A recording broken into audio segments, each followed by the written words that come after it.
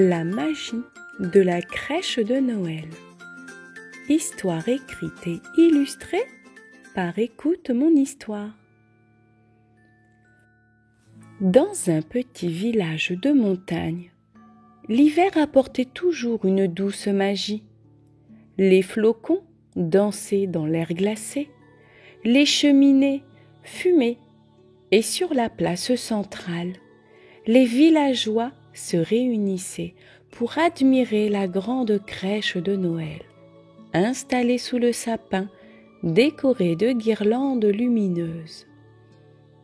Un petit garçon, curieux et rêveur, adorait la période de Noël. Mais ce qu'il préférait, par-dessus tout, c'était la crèche. Elle était si bien faite qu'on aurait dit que les personnages allaient s'animer d'un instant à l'autre.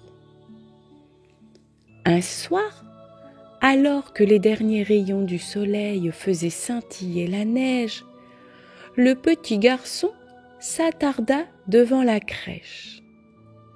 Il regarda les moutons, l'âne, le bœuf et surtout la Sainte Famille. Mais quelque chose attira son attention. Un des moutons était renversé. « Ce n'était pas comme ça hier », murmura le petit garçon en redressant la figurine. Le lendemain matin, il retourna voir la crèche avant d'aller à l'école. Cette fois, ce n'était pas le mouton. Les rois mages semblaient avoir avancé. Hugo, le petit garçon, fronça les sourcils. « Qui joue avec la crèche ?» se demanda-t-il. Le soir revenu, il en parla à Mamie Jeanne, qu'il élevait depuis tout petit. Elle aimait raconter des histoires à Hugo, et celle-ci l'a fait sourire. « Tu sais, mon petit Hugo, il y a une vieille légende dans notre village. On dit que la nuit, quand tout le monde dort, la crèche s'anime pour préparer Noël. »« S'anime ? Comment ça ?» demanda Hugo avec des étoiles plein les yeux. « Les personnages prennent vie pour s'assurer que tout est prêt pour célébrer la naissance de Jésus et la magie de Noël, » répondit Mamie Jeanne en lui caressant les cheveux. Hugo voulait absolument en savoir plus. Cette nuit-là, il mit son manteau, une grosse écharpe et se glissa dehors avec une lampe de poche. Il se cacha derrière un banc près de la crèche, bien décidé à percer ce mystère. À minuit pile, quelque chose d'incroyable se produisit.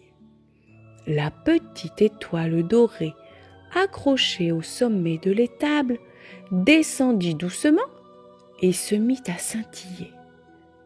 Les moutons bougèrent leurs petites pattes, l'âne brailla doucement et les rois mages se mirent en marche.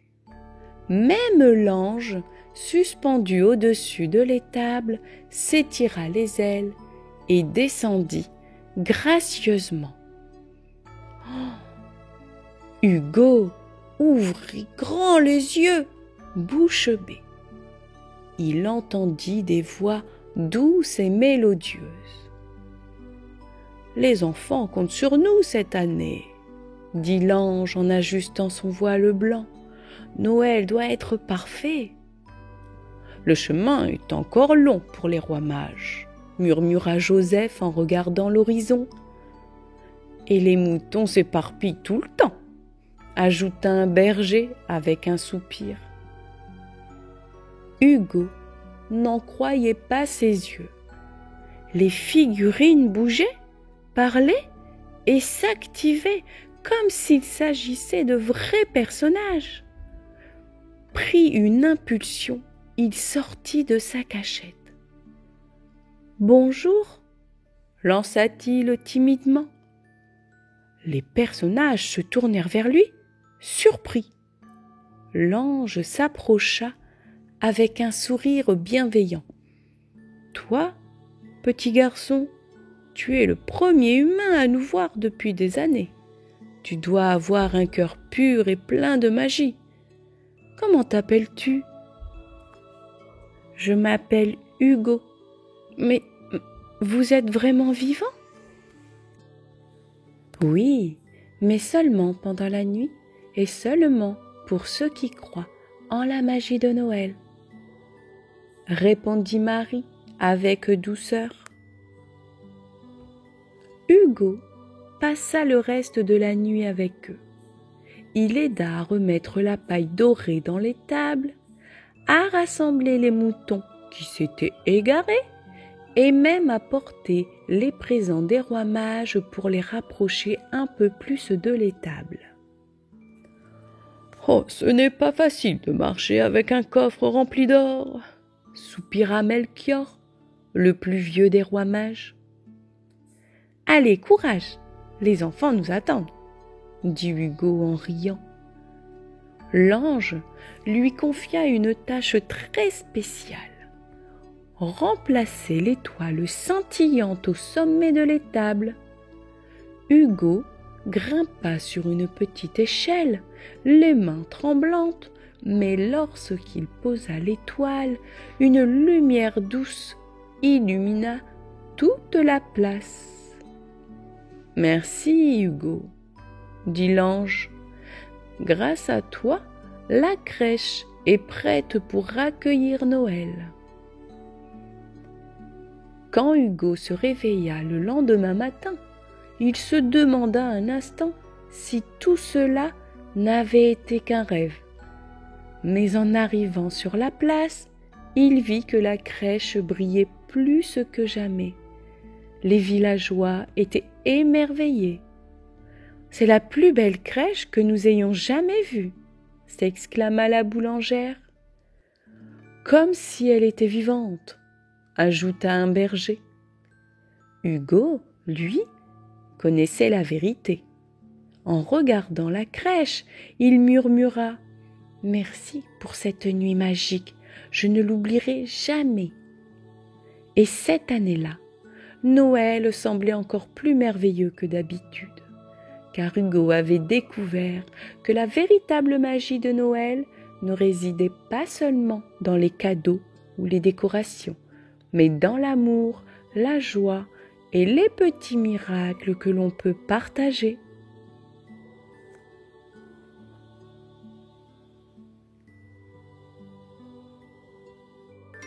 Un cadeau pour le Père Noël.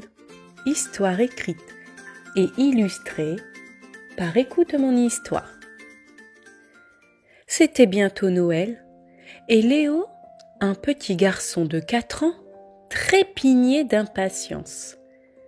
Chaque matin, il ouvrait une case de son calendrier de l'Avent, rêvant au moment où il rencontrerait le Père Noël. Cette année, Léo avait une idée spéciale. Il voulait offrir un cadeau au Père Noël.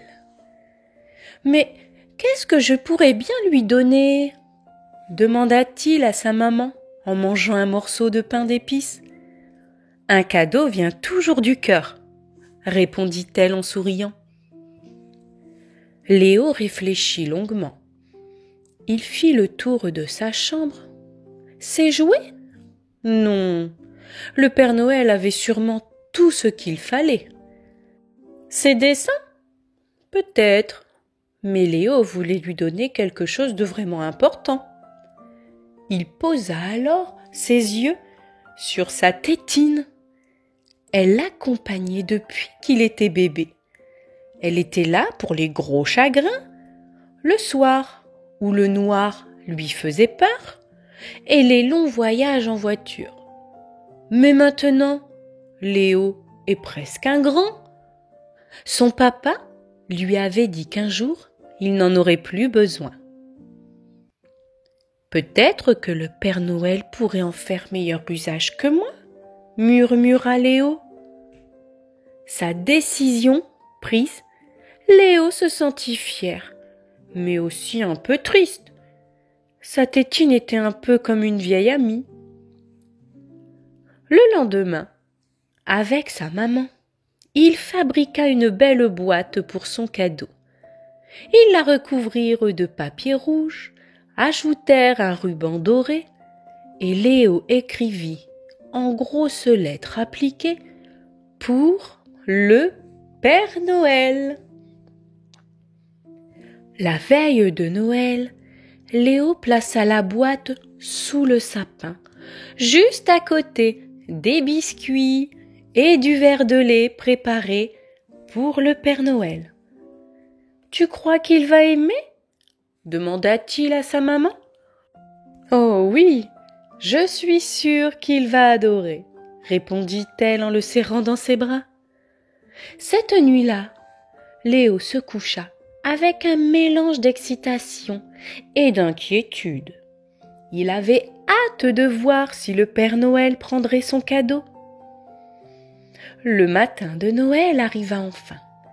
Léo se précipita dans le salon. Les biscuits avaient disparu. Le verre de lait était vide. Et à la place de sa boîte, il trouva une petite lettre. Elle était écrite sur un papier doré et orné de flocons de neige. Léo déchiffra doucement avec l'aide de son papa. « Cher Léo, merci pour ton cadeau si précieux. Ta tétine est parfaite pour réconforter un petit lutin qui a du mal à dormir. Tu es un garçon très courageux et généreux, et je suis fier de toi. En guise de remerciement, j'ai laissé un petit quelque chose sous le sapin. Affectueusement, Père Noël. » Léo ouvrit de grands yeux et regarda sous le sapin. Il trouva un gros paquet brillant. En l'ouvrant, il découvrit un ours en peluche, doux comme un nuage, avec un nœud rouge autour du cou. « C'est mon premier Noël sans ma tétine, » murmura-t-il en serrant l'ours dans ses bras. « Et tu t'en sors comme un grand, » dit sa maman avec un sourire fier. Ce soir-là, Léo dormit avec son nouvel ours. Chaque fois qu'il regardait la peluche, il pensait au lutin qui dormait sûrement paisiblement avec sa tétine. Et dans son cœur, Léo sut qu'il avait fait le bon choix. Le loup qui écrit une lettre au Père Noël. Histoire écrite et illustrée par Écoute mon histoire. Dans une forêt enneigée, bien loin des maisons, vivait un loup. Un vrai loup, un de ceux qui faisaient trembler les animaux, avec ses grands crocs et ses yeux perçants. Les écureuils se cachaient quand ils entendaient ses pas, les lapins filaient dans leur terrier, et même les oiseaux arrêtèrent de chanter à son passage. Mais le loup, lui, ne s'en souciait pas. Il aimait sa vie de loup, libre et fier, et n'avait jamais pensé à changer. Cette année, pourtant, quelque chose le tracassait. Noël approchait et il voyait tous les autres animaux s'agiter. Les lapins décoraient leur terrier avec des branches de houx. Les oiseaux gazouillaient des chants de Noël. Et les castors préparaient des cadeaux faits de bois. Le loup, lui, n'avait jamais rien reçu à Noël. Alors, une idée étrange lui vint. Et si j'écrivais au Père Noël ? Le problème, c'est qu'il n'avait jamais écrit de lettre. Comment vais-je faire ? Se demanda-t-il. Il prit une feuille et un crayon. Il s'installa dans son terrier, alluma une petite lanterne et se gratta la tête. Je vais commencer par cher Père Noël, ça c'est sûr. Il écrivit avec soin. Cher Père Noël, je m'appelle Loup et je suis un loup de la grande forêt. Cette année, j'ai été... Léo hésita. Pouvait-il dire qu'il avait été sage ? Pas vraiment. Alors, il effaça et reprit. Cette année, j'ai fait ce qu'un loup fait. J'ai couru, chassé et hurlé à la lune. Mais j'aimerais recevoir un cadeau juste pour savoir ce que ça fait. Il réfléchit encore un moment et ajouta. Ce que je voudrais, c'est une belle écharpe rouge, bien chaude. Comme ça, je pourrais me promener sans trembler de froid. Merci beaucoup. Il signa ton ami, le loup. Le loup était fier, mais un problème restait.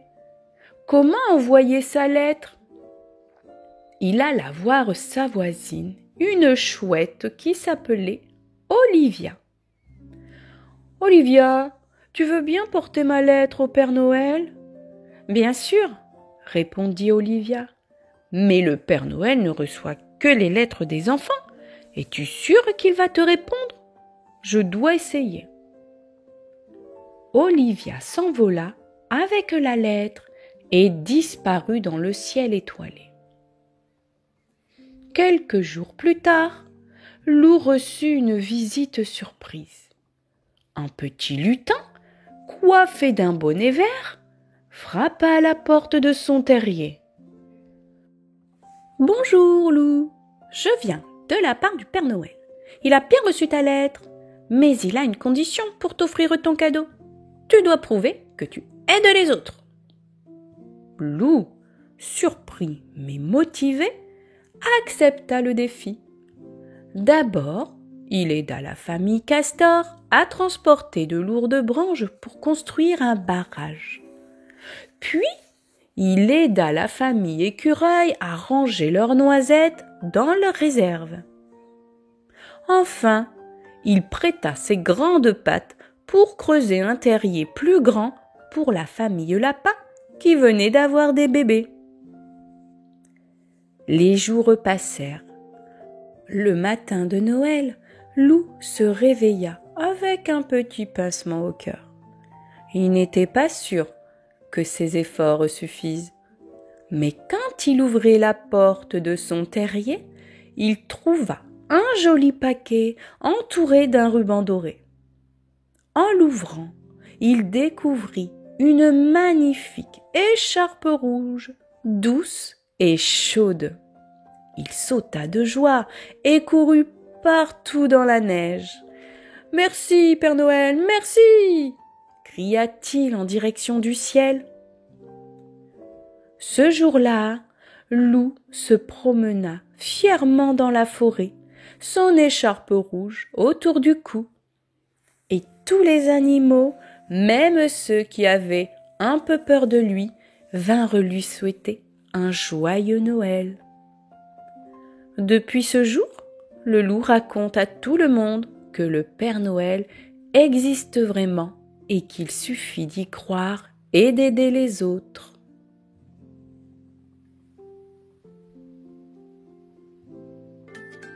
Tous ensemble pour Noël.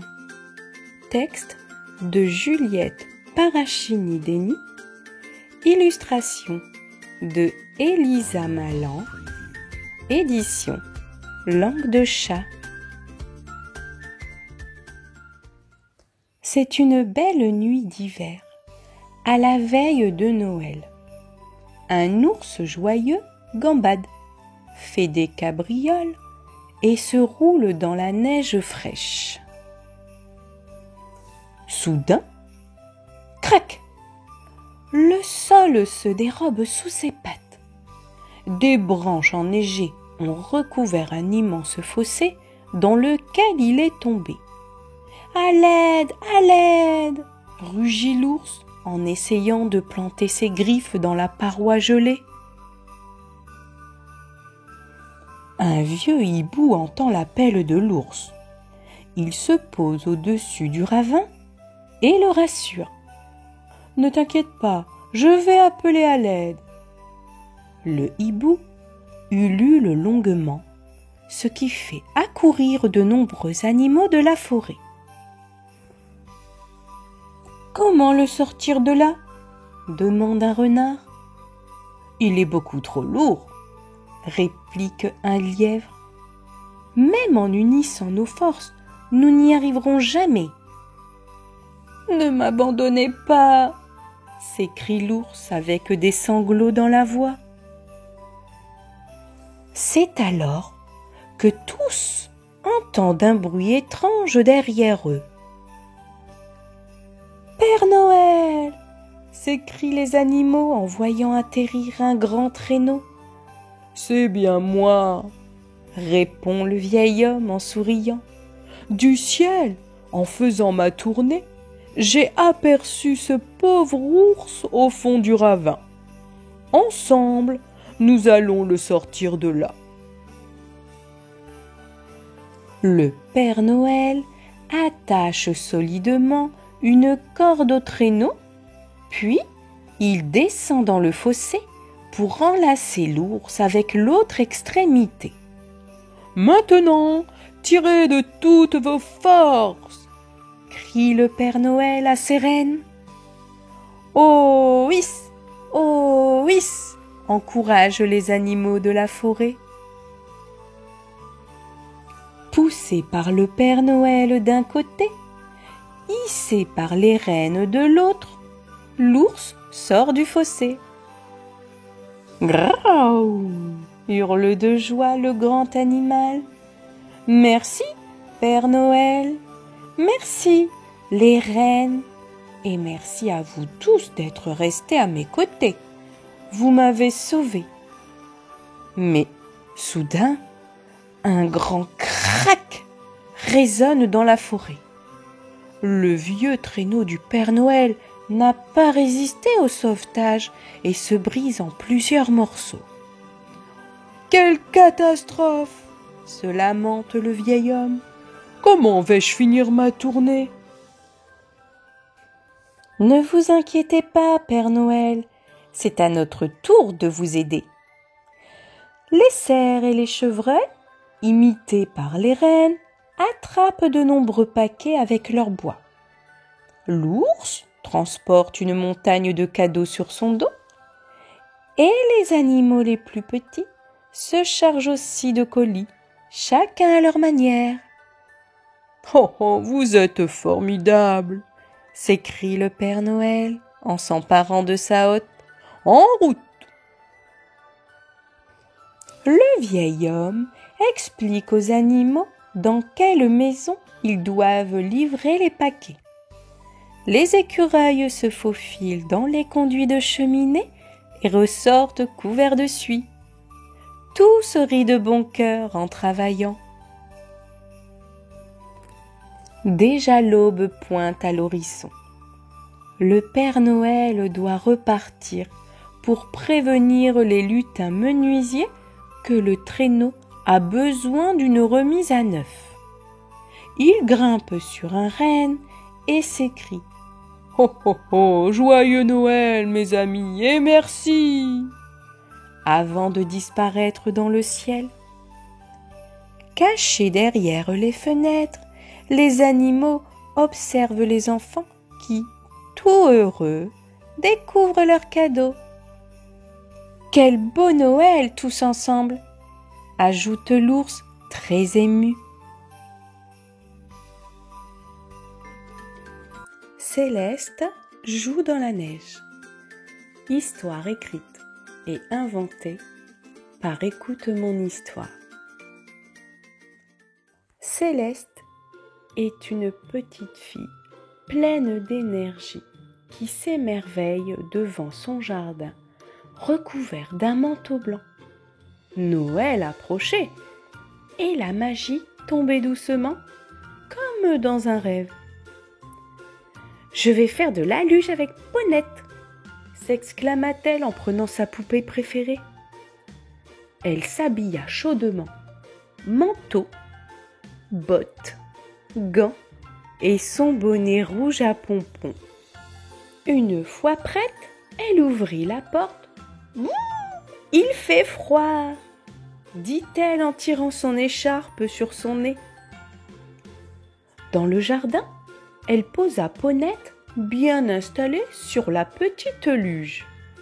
Elle rigola en entendant le crush-crush de ses pas dans la neige et commença à tirer la luge à travers le jardin.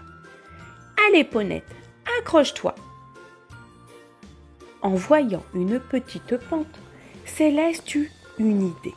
« On va grimper là-haut et tu vas descendre comme une vraie aventurière. » Mais alors qu'elle montait, la corde glissa de ses mains et la luge avec Ponette dévala la pente. « Oh non, Ponette, tu dois avoir froid en bas toute seule. » Céleste courut chercher une couverture dans la maison. De retour, elle couvrit soigneusement sa poupée et tenta de remonter la pente. Mais oups, la luge repartit toute seule. Et Céleste éclata de rire en la voyant glisser jusqu'en bas. C'est alors que Capucine, son amie, arriva avec un grand sourire. « Salut Céleste, tu veux qu'on joue ensemble ?» Céleste sauta de joie. « Oui, peut-être qu'à deux, on réussira à monter la luge jusqu'en haut. » Les deux amis unirent leurs forces. Céleste tirait la luge pendant que Capucine la poussait. « Oh là là, c'est dur !» souffla Capucine. Mais après beaucoup d'efforts, elles arrivèrent enfin au sommet. « Youpi, on y est !» dit Céleste. Elles s'installèrent toutes les deux sur la luge, Ponette bien calée entre elles, mais il n'y avait personne pour les pousser. « Attends, je vais le faire !» proposa Céleste. Elle se leva pour donner une impulsion, mais perdit l'équilibre. Oups! Elle glissa sur les fesses jusqu'en bas de la pente. Capucine riait tellement qu'elle en avait mal au ventre. « Bon, on fait un bonhomme de neige ?» proposa Capucine. Les deux amies rassemblèrent de la neige pour former un gros ventre, une grosse tête ronde et deux bras avec des branches. Elles trouvèrent une carotte pour faire un nez, deux cailloux pour les yeux, un vieux bonnet de papa et une écharpe colorée pour le cou. « Ah, il est parfait !» s'exclama Céleste en tapant dans ses mains. Les joues rouges de froid, mais le cœur chaud de joie, elles rentrèrent ensuite chez Céleste. Sa maman les attendait avec un délicieux chocolat chaud. Assise près de la fenêtre, elles regardaient leur bonhomme de neige sourire dans le jardin. Céleste murmura. C'était la plus belle journée d'hiver. Et Ponette, bien au chaud sous sa couverture, semblait être d'accord.